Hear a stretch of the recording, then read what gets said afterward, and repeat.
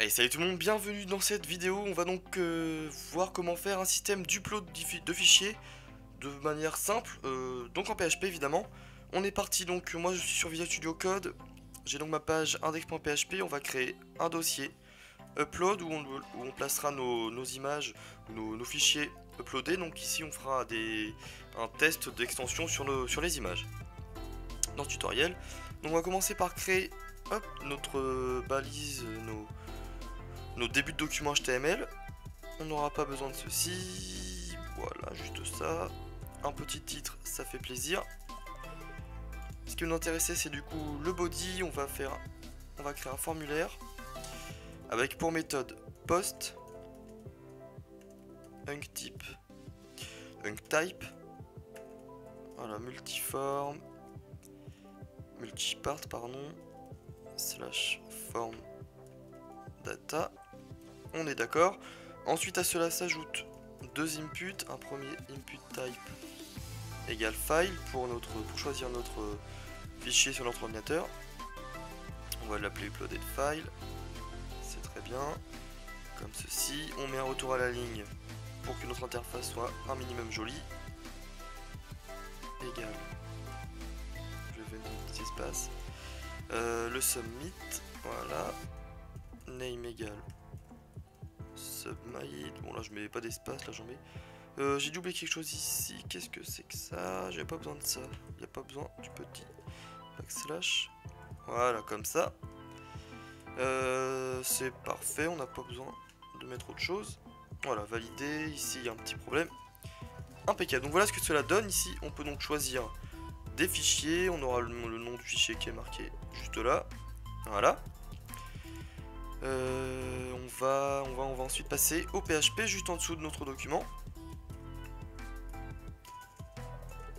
Ok. Alors ici, on va d'abord tester si notre formulaire a été posté. Donc en testant submit, on peut faire un écho de OK. Donc là normalement on fait valider, on aura le OK. C'est impeccable. On va mettre un BR ici. Voilà, comme ça c'est en bas. D'accord, très bien. Ensuite, on va pouvoir définir des variables qui vont nous permettre de faire des tests. Donc un max size du fichier qui est en octet. Donc ici ce sera 50 000, ce sera sur 50 500 kilos peut-être. Oui, ça doit être quelque chose comme ça. Il me semble que j'ai pas vérifié. Alors valide. On fera ça après. On va d'abord du coup. Pour tester, donc il y a plusieurs choses qu'on peut tester sur notre fichier. Donc avec la variable $files qui va contenir tout ce qui est utile pour un fichier qui vient d'être upload, enfin qui va être upload du coup. Donc dans cet arrêt, on a une propriété error qui va donc nous dire s'il y a une erreur ou pas. Donc ici c'était supérieur à 0, ça veut dire qu'il y a eu une erreur. Donc on peut mettre ici echo une erreur est survenue lors du transfert. Voilà. Donc là on n'aura pas d'erreur à tester, donc on pourra pas voir. On va mettre du coup die pour interrompre le script juste après cette erreur. Ensuite, on peut donc ici marquer par le biais d'une variable que la taille du coup file size égale $files de, donc toujours mon uploaded file, hop, et ensuite de entre crochets la propriété size. Ok. D'ailleurs on peut faire hop un echo file size pour voir un petit peu comment ça se passe. Alors j'upload cette image qui fait du coup voilà 43 519 octets. Est-ce que voilà, d'accord, je l'ai appelé upload file, c'est pour ça que ça n'a pas fonctionné. On va rouvrir notre document. Ah là là, misère. Voilà. Ok, parfait. Donc là on a 43 000, donc c'est bien. Du coup en octets, donc le maximum c'est 50 000. Donc c'est bon pour cette image. Si jamais on avait une image plus grande, donc si par exemple on mettait 40 000, hop, on va du coup tester avec une condition, if $file size est supérieur à $max size. Alors là du coup on met un echo, le fichier est trop gros. Voilà, comme ceci. Pareil, on va mettre un die. Voilà. Hop. Le fichier est trop gros. Parfait. Donc on va remettre à 50 000. D'ailleurs, comme c'est du PHP, on n'a pas besoin d'actualiser la page. Voilà, parfait. Donc on a nos deux tests. Donc le test, oui, si le cas, enfin un test ou le cas, le fichier est trop gros, donc pour la taille du fichier, et puis l'autre c'est pour l'erreur. Mais ça c'est pas, enfin, on va gérer autre chose, surtout pour le type du coup. Donc on va mettre ici un arrêt valide ext pour les extensions valides du coup. Arrêt, et donc nous on va vouloir avoir des images, donc on va mettre JPG, JPEG, GIF par exemple, et ensuite PNG, voilà. Et ensuite on va récupérer notre file ext du coup qui sera égal à point. Donc on veut récupérer le point déjà, ce sera pour après, ce sera très utile. Donc on va mettre ici le point aussi de notre arrêt. Voilà. Voilà. str to lower, au cas où si on a une extension PNG tout en majuscule, comme génère les captures d'écran de Windows 10, de Windows. Hop. De str. Comment je l'ai mal écrit là? C'est comme ça. De mon $files uploaded file, hop, de name, comme ça, hop, pour trouver l'extension juste après le point.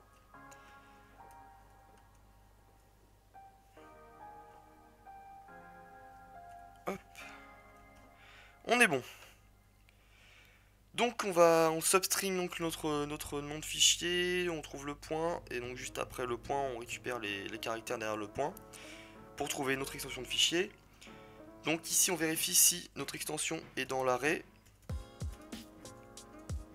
que l'on a créé juste au-dessus, notre $file ext et $valide ext.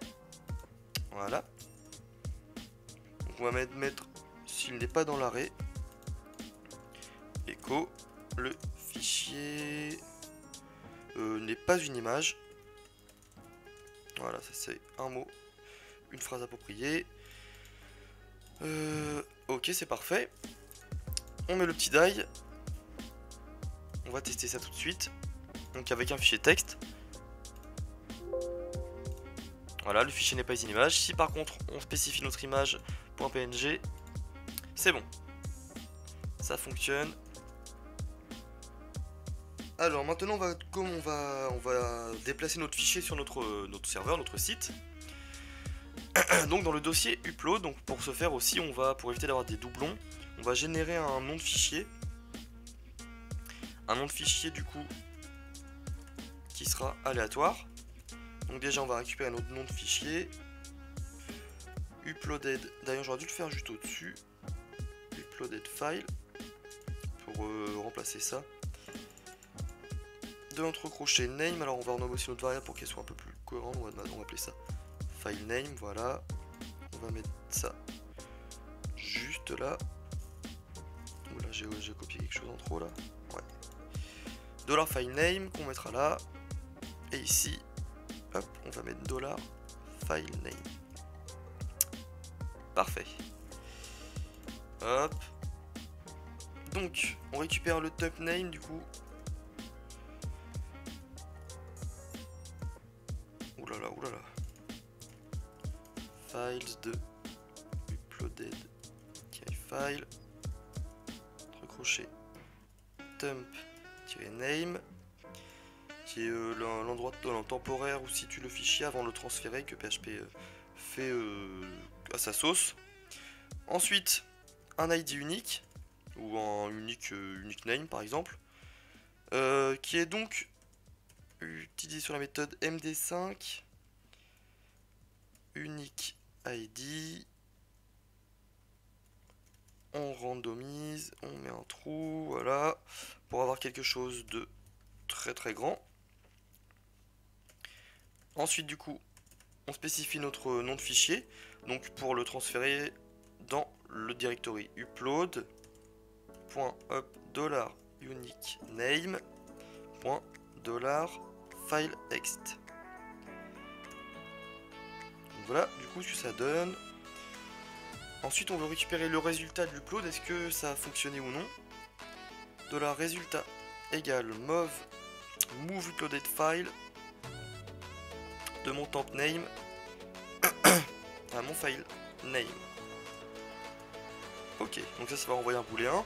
Donc ensuite, on a juste à tester si $résultat, tout simplement. Alors, on peut echo transfert terminé. C'est parfait du coup. Si je n'ai pas fait d'erreur, normalement ça devrait fonctionner à merveille. On va donc choisir notre fichier image. On valide, transfert terminé. On retourne dans notre dossier Visual Studio Code, upload, et là on voit bien notre fichier avec un nom à rallonge généré par notre méthode MD5. Si jamais on met la même image, on aura un deuxième fichier avec un nom à rallonge complètement différent. Donc là c'est les possibilités illimitées en termes de stockage d'images. Voilà, comme ça se transfère très bien du coup. Donc du coup c'est tout pour cette vidéo, j'espère que j'ai été assez clair. Si vous avez des questions n'hésitez pas. Voilà. Donc voilà, j'espère que ça vous a plu. Je vous dis à la prochaine pour un nouveau tuto. Salut tout le monde.